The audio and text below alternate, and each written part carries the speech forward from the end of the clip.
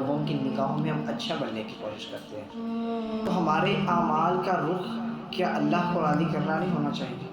کبھی ہم نے یہ سوچا کہ یار میں یہ فلاں کام کروں گا تو میری اللہ تعالیٰ کے ہاں، اللہ کی نگاہوں میں میری عزت بن جائے، میں اللہ کے ہاں رتبوں کو حاصل کروں؟ اور ویسے تک تو انسان کبھی بھی کسی سے راضی نہیں ہوتا، آپ جتنا مرضی کوئی اچھا کام کریں، کسی کے لیے کریں یا کسی کو راضی کرنے کے لیے، دنیا کبھی کسی سے راضی نہیں ہوتا۔ اور آپ نے وہ واقعات سنے ہوں گے کہ ایک باپ بیٹا جو جا رہے تھے گدھا خریدا، تو لوگوں کے پاس سے جب گزرے تو لوگوں نے باتیں کرنا شروع کی کہ یار دیکھو کہ ان کے پاس سواری موجود ہے، اوپر بیٹھ کر جائیں سواری کریں۔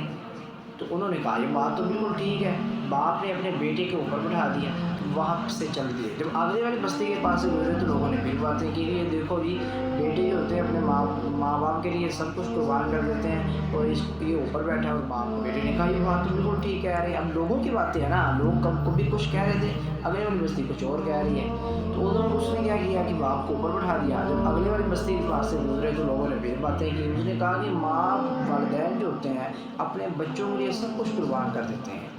تو اس نے بیٹے کو پیدل چلایا، خود آپ اوپر بیٹھا ہوا ہے، تو لوگوں نے پھر باتیں کی۔ تو مطلب کیا اس کہانی سے نکلتا ہے کہ انسان جو ہوتا ہے کبھی کسی سے راضی نہیں ہوتا، تو اس لیے اپنے ہر اعمال کا رخ اپنے رب کی طرف کیجیے، میرا رب راضی ہو جائے۔ تو اللہ رب العزت جب آپ سے راضی ہو جائے گا تو پھر اللہ تعالیٰ لوگوں کے دلوں کے اندر آپ کی محبت ڈالیں گے، پھر لوگ آپ سے راضی ہو جائیں گے۔ تو اس لیے چھوٹے کام کریں یا بڑے کام کریں، رخ یہ رکھیں میرا رب مجھ سے راضی ہے۔